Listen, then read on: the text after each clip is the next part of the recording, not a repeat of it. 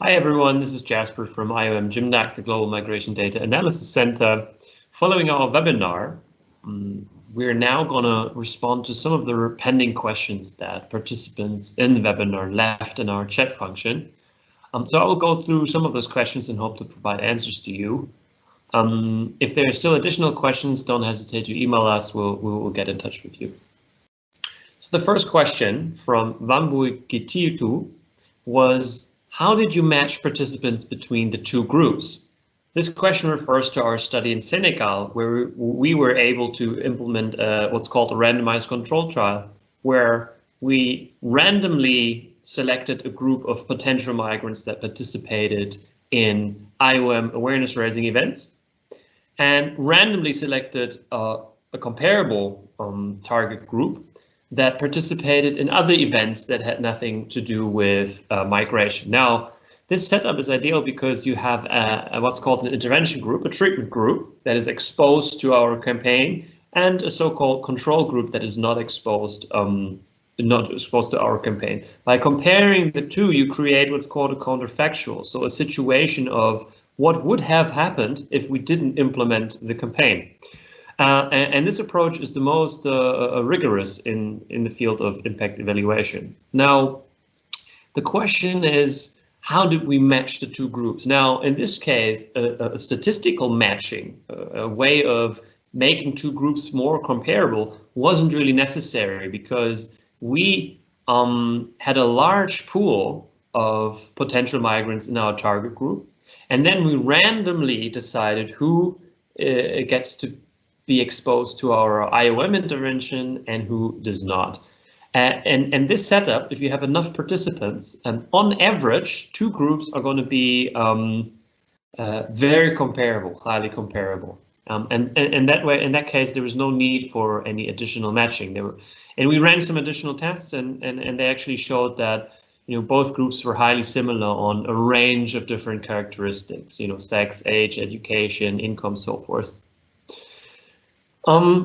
If you do have additional questions about the technicalities of implementing and the impact evaluation and any sort of technical or methodological questions, I encourage you to check out the publication online. It's all public access. We also put online a large technical annex. We try to keep all our publications non-technical in a way that how we introduce and describe the methods we use. We do provide technical annexes as well, where we provide additional tables and specifications on the methods that we used and so forth. So feel free to check it out. Now, moving on to the second question from Tim Krapp. Have you considered looking into WhatsApp as a possible means to communicate? Recently, there was some reporting on the use of WhatsApp in political campaigns in Africa. This is a great question. I think WhatsApp is widely used also in the context that we work in.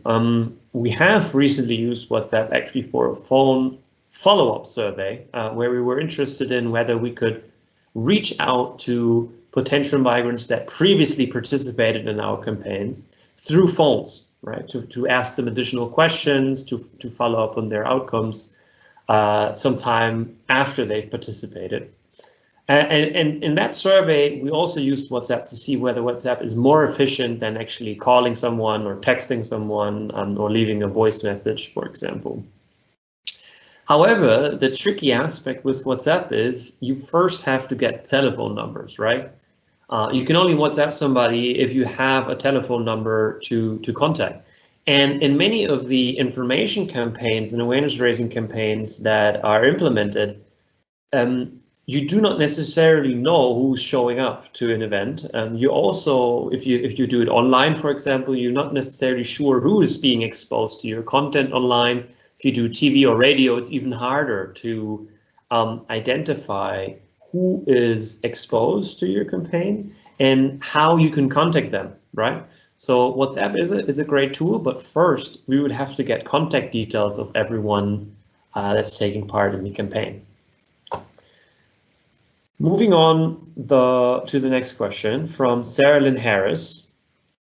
Relating to Tim's questions about the role of influential actors, this refers to a previous question, to what extent did these studies gather information about the context to identify factors external to intervention that may be contributing to these effects? I know impact evaluation methods are a more scientifically rigorous way to understand causal effects of an intervention, but they may not always capture how or why was this considered in your studies. This is a really great question, and it speaks to a broader discussion on the type of methods we use, especially the randomized controlled trial. The randomized controlled trial and similar methods are really good at providing the best assurance that the intervention, the campaign, or whatever you're implementing had indeed an effect. And how large this effect was, it can take into account all of the other context factors that may have shaped outcomes. So if you, for example, in our study, if you consider other factors like where people live, how big their families are, what the employment situation is in the community they're living in, what is the political climate, yeah, and so forth. You could imagine a range of factors that drive intentions to migrate, perceptions of risks of irregular migration, and so forth. The beauty of our approach was that using the randomized controlled trial and difference in difference, you can take into account all those factors and adjust for them in the analysis. Now, you can, through further analysis, also tease out what's called subgroup effects and see whether the effect of the campaign was different for people living in different contexts. Now, this would require more research, and we've just, for now, finished the main reports highlighting the key results. More further research is possible and could be interesting to further unpack some of these other context factors and how they shape impact of the campaign. Another way to answer this question is also that the best way to get at this question of external validity and to the question of in which context do campaigns work is to repeat a similar study in different contexts. And this is what exactly what we're doing. So through the second phase of this project, we're running similar interventions and similar studies, you know, in more rural context, in more urban context. We're interviewing additional household members, family relatives, and so forth, to be able to get exactly at those questions. And when we bring this evidence together, we will be able to answer more of these questions that Sarah Lynn refers to here and asking, okay, how exactly does information influence the decision, and in what context does it work better than in others? Next question. Does IOM ever look at the impact of repeated messaging? If I understand correctly, all RCTs are based on a one-time intervention. However, there's good argument to be made that repeated messaging may be necessary for changes to occur. What would be the options for testing the impact of repeated messaging in an RCT style experiment? This is a great question, and I totally agree. That makes a lot of sense, that repeated messaging could lead to larger effects. Now, you're also right that for our interventions, these were one-off events that we organized in Guinea and in Senegal. Several events, but every time a new set of audiences were attending. So our target group, our sample that we dealt with, was only exposed to the campaign at one time through participating in an event that lasted several hours. This is a clear limitation. We did find an effect, for example, in Senegal 3 months later and in Guinea 6 months later, and we were surprised the effects were as large as they were, given that there was quite a time lag. However, I think doing more studies to assess the effect or additional effect of repeated messaging is a great idea. I don't know any studies that have actually done this in a convincing way. And it would be possible with a similar setup that we have used, but then actually to recontact participants through phones or WhatsApp or online, or actually through repeated visits and sharing additional information with them. Now, you could also use a RCT approach with that approach and randomly choose people from your target group and continuously communicate with one group and not with the other, right? You could also vary how much you're communicating with. The methods that we use are very flexible in that way and could be adapted to repeated messaging. Another question from Sarah Lynn Harris. What approaches, methods do you plan to use to address the topics for further analysis? I think this is referring to our slide on sort of next steps and where we're going to go next. And I think we're planning to implement 4 more large quantitative studies, so-called cluster randomized control trials in this case. And we're going to look at 4 different countries and we're going to use similar methods that we've used before, but trying to address additional questions and expanding the sample and so forth. We're also going to try to improve the external validity, so the representativeness of the data across different contexts.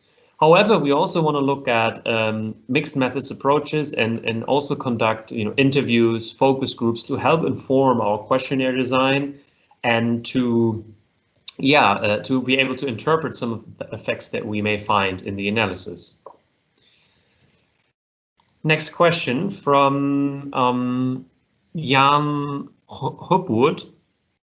What about the utilization of the results? Do you engage national or local stakeholders in the design and conduct of your research and evaluations? In previous evaluations, yes, we always do. We always include actually returnees themselves, who were the messengers and the key channel through which the messages were communicated in both campaigns. We were engaging with them along the implementation of the campaign, also in terms of the evaluation. So that's one key stakeholder that we engage with to make the messaging most relevant, but also to have local ownership of the campaign and to make it authentic and realistic rather than something that's coming from an external actor. In fact, also, we usually tend to recruit migrants or returnees to do data collection, create jobs this way, but also use their expertise in how to word questions, how to ask sensitive questions, and so forth. Let me go back to the question here.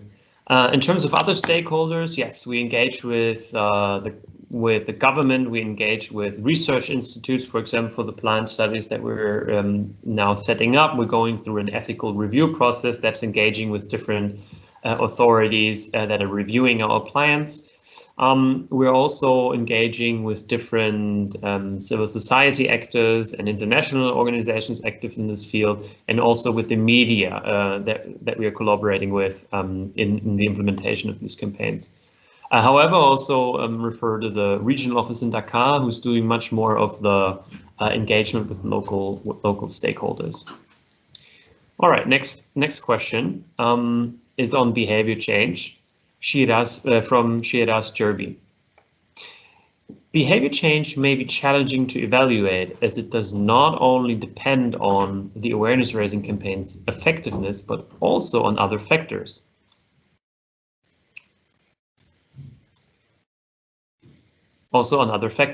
Family situation, local opportunities, education level, social and cultural context. Wonder how this would be captured in your planned research. This is a great question, and it kind of links back to what I was talking about before, that actually through our designs, we're able to take all of these, actually the combination of all of these influences into account, and it can at least make sure that whatever effect that we see in our studies is sort of net off or is regardless of all these other factors that can play a role. And this is the sort of ingenious ability of these research designs through having a control group, right? And so at least for now, we were able to make sure that these other influences are not biasing our information effect. Now, what we need to do a lot more is to see how information, the effect of information varies across different settings, right? And what particular role different factors play, like family and local opportunities. Does sort of improving local opportunities or a change in family situation or a change in education level, does that change how potential migrants use information, how much they need information, or how much they want to then use that information to inform their decision to migrate or not? There we need to do a lot more research, and through some of the studies we're setting up, we hope to make a further contribution to this. The question also highlights sort of behavior change, and this, I have to say, is very, very tricky, and particularly in the field of migration, because behavior would then mean safe practices of migrating. Now, this is very tricky empirically to measure, because it's difficult to track people across borders, track migrants through their journeys, reconnect with them, and see, have you migrated in a safer manner, or have you chosen to not migrate at all? Have you sort of gotten more information on regular pathways to migration? Those questions are very difficult to answer, and we hope with our planned studies that will shed some light on these harder questions on behavioral change. Now to the next question from Wambui Gititu. In my view, IOM's projects are complex and are implemented in complex contexts. RCTs rigorous may not, I'm just rephrasing this here, the rigor of RCTs may not be the best for our work, and perhaps taking mixed methods approach is the best. Also look at approaches such as realist evaluation. I mean, combine RCT to quasi-experiments with qualitative methods. I think this is a great point, and I totally agree. RCTs are not the silver bullet. They're not the only approach to gain knowledge about a subject, or not the only way to help inform evidence-based policymaking in this field. However, they are the ideal approach when you want to know whether something has a real effect, a real measurable effect. And once you establish that through such an RCT, you can also add other methods, use other methods, and combine it with, right? So the RCT is a good hypothesis test, if you will. Does something have an effect or not? But then additional methods can be used to understand what are the mechanisms, to first actually inform how you could run larger studies, and so forth.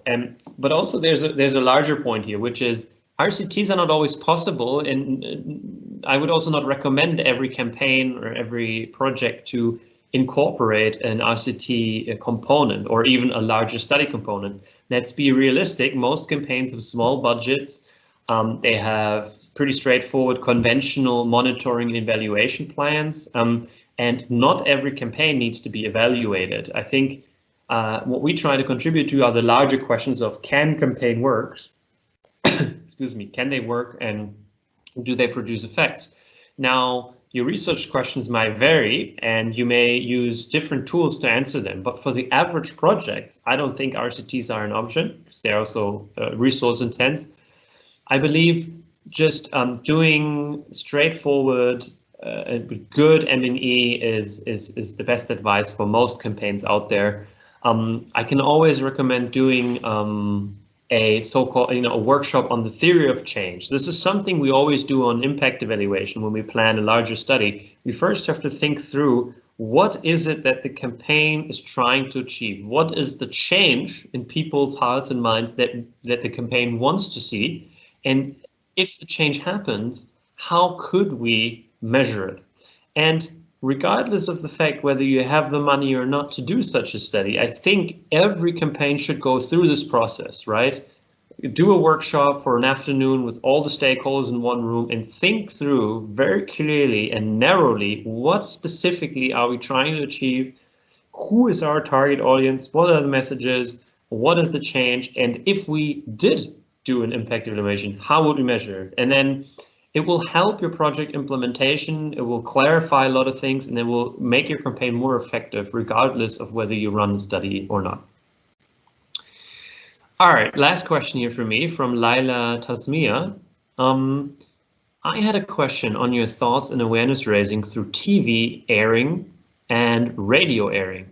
How to plan those and how to evaluate those? This is a really great question, and I know IOM and others are active in this field, using TV and radio to share messages and raise awareness. And we have suggested to run studies on these, and to as much as I know, or as much as I'm aware of, there aren't many rigorous studies out there, particularly in the field of migration. One reason for that is it's quite tricky to measure the impact rigorously. One design that was proposed in the past is basically to have a radio show and then have the audience call in, right? Have the moderator, the host say, okay, if you want further questions on this topic, or if you want to participate in a survey to receive, to take part in a lottery or receive an incentive, please call this number. And then you could this way enroll people that listen to the radio show in a study and ask them questions and evaluate the radio program that way, basically through a feedback questionnaire. And then this is just a quick idea. There are obviously many more designs that you could think of to evaluate radio shows. Same with TV. You could enroll audience representatives from the audience through advertising, participation in a survey, through text-in options, through a web-based survey form, or through a call-in hotline. These are all ways to get in touch with the audience, get their contact details, and then follow up with them down the road. Other approaches would be actually to proactively invite people to see a certain show or to listen to a particular radio show. And there you have a whole wealth of methods you could use to do that, including RCTs potentially. But yeah, happy to engage in that further discussion offline. I hope some of this was useful and I was able to answer some of the questions. If you do have additional questions, don't hesitate to email. In the written dissemination for this, I will also share a number of links, which I think are going to be helpful for some of the colleagues out there in thinking about how to design impact evaluation, how to think, how to approach thinking about awareness raising campaigns and how to assess them. IOM has also recently released an awareness raising campaign toolkit that outlines a lot of helpful approaches for colleagues implementing such campaigns. So thanks for your attention, and I see you next time.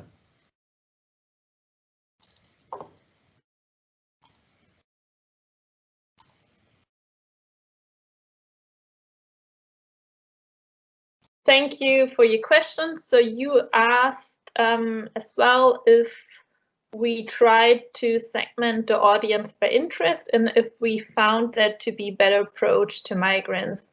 So for this study and for the experiments we did, we didn't segment the audience by interest. We solely focused on age group, location, and gender for both A/B tests we did.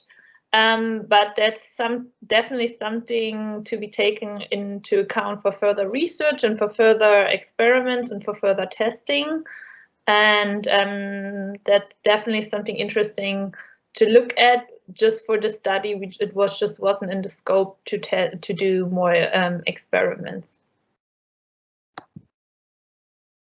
Usman Drabo is asking, I would like to know what has been the place of West African local languages in your studies and evaluation, because I guess local languages are important to foster community engagement.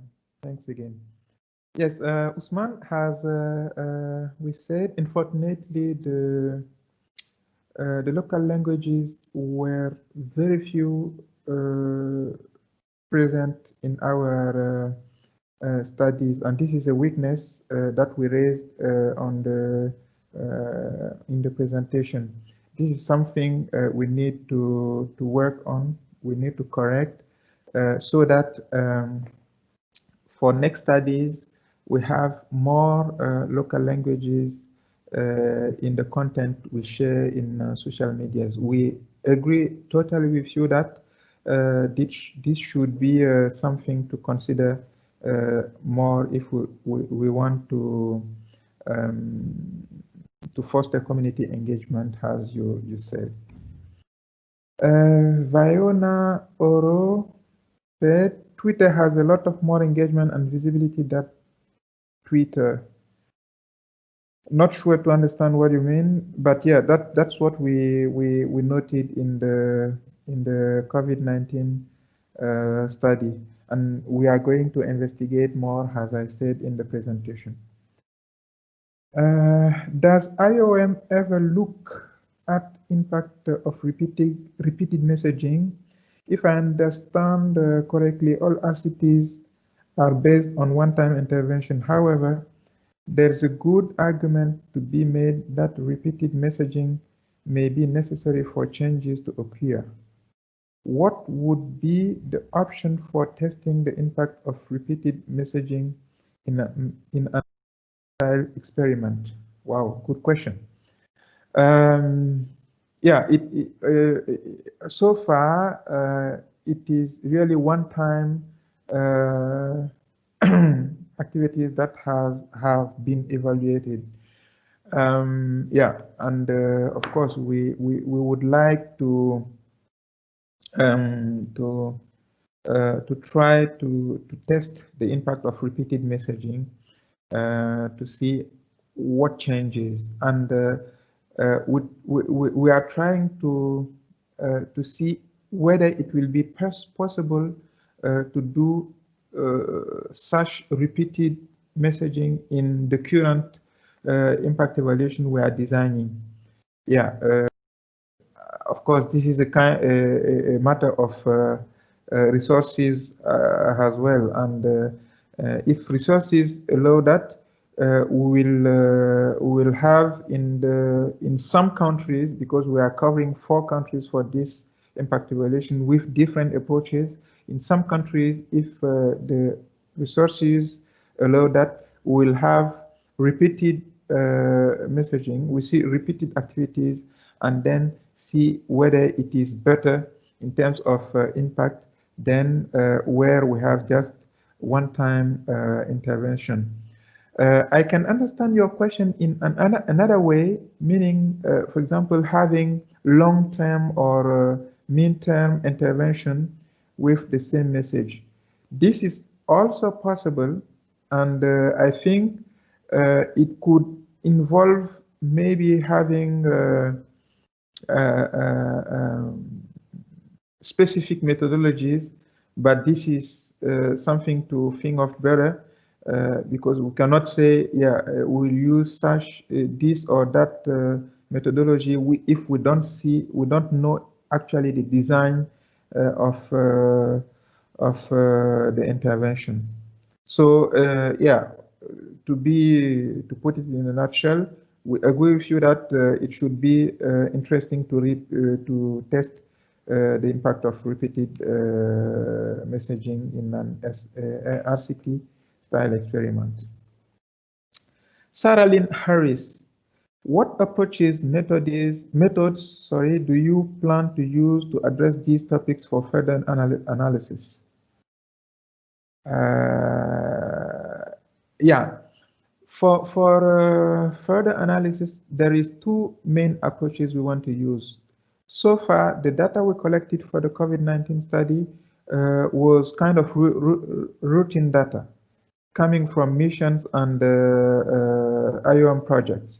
So what we will do now is to collect the comments we have in the post, as well as reach out to those who engage on the post, meaning those who like the posts, those who shared the post, those who commented the post. Will do a kind of listing and then sample a few have a representative sample from these people and reach out to them remotely using online questionnaire, and reach out to them with Facebook or Twitter, depending on which platform they commented on, and submit a questionnaire that they will reply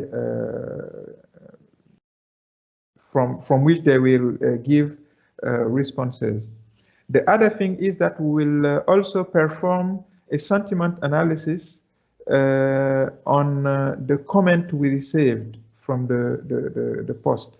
This will also allow us to better shape the feeling of people who engaged, particularly who commented our post on social media. So these are the main approaches we want to address the further analysis. John Ray asked the question, conclusions have been presented as lesson learned from a knowledge management perspective that would suggest that IOM has already factored in the conclusion in new intervention. Is that the case? If so, how did you manage to influence the design management of new intervention using the conclusions?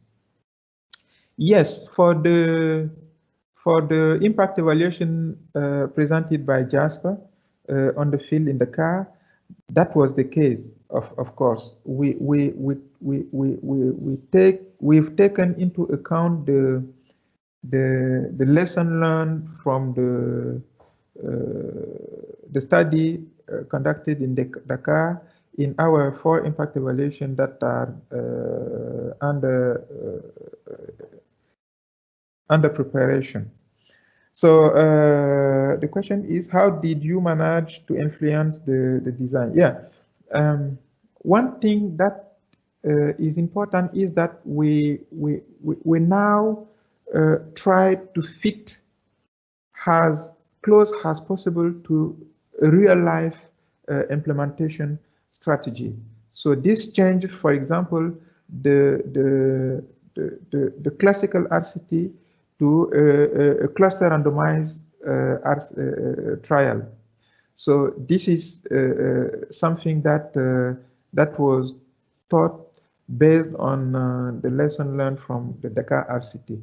One thing also that is important in the design we are developing now is that we are working to have a very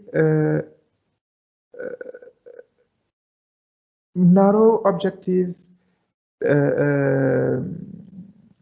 How I can say it, we are working to have a very clear objective of the intervention we should have.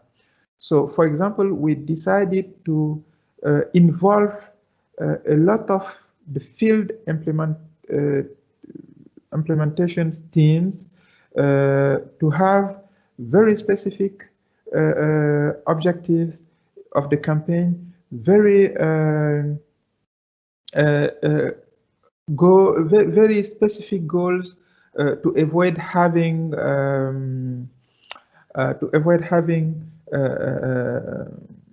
imprecisions or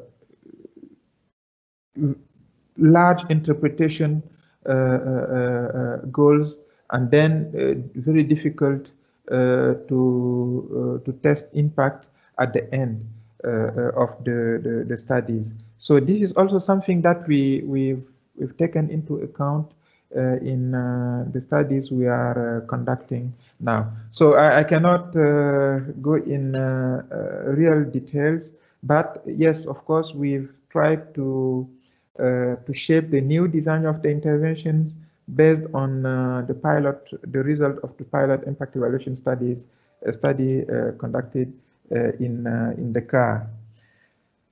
Yeah, through survey form.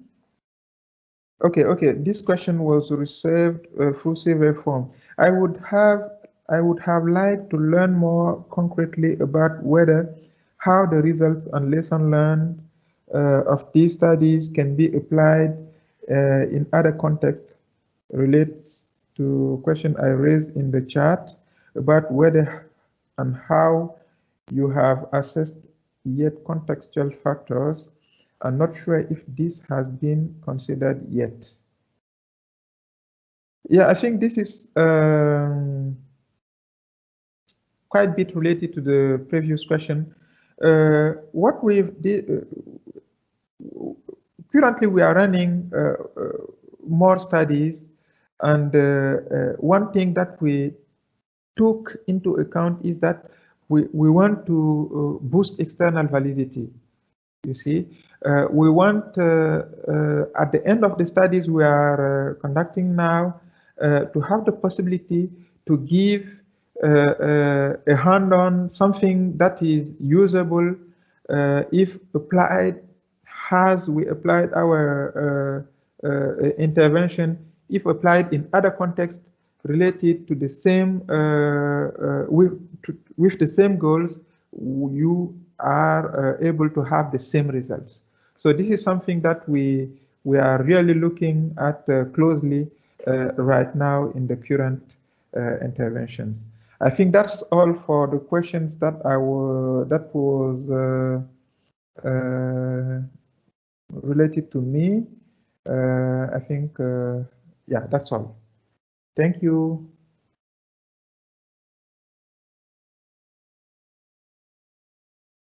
So the next question is from Ian Hopwood. He asks, what about the utilization of the results? Do you engage national and local stakeholders in the design and conducting of your research and evaluations? So the answer to this is the results from all the research we conduct on awareness raising activities are used to inform ongoing and future activities. And we also share these results both internally and externally through a variety of different channels, such as online, through webinars, at partner meetings, as these results can be useful for other projects. As for the design of our research, using participatory approaches is essential to awareness raising, and this not only applies to the design and implementation of activities, but also our research activities.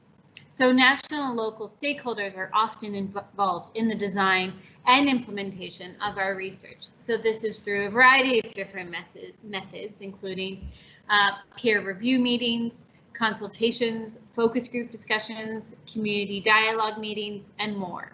Involving these actors not only helps to ensure that the research is relevant to the context, but that the findings will also be useful for these partners in their activities.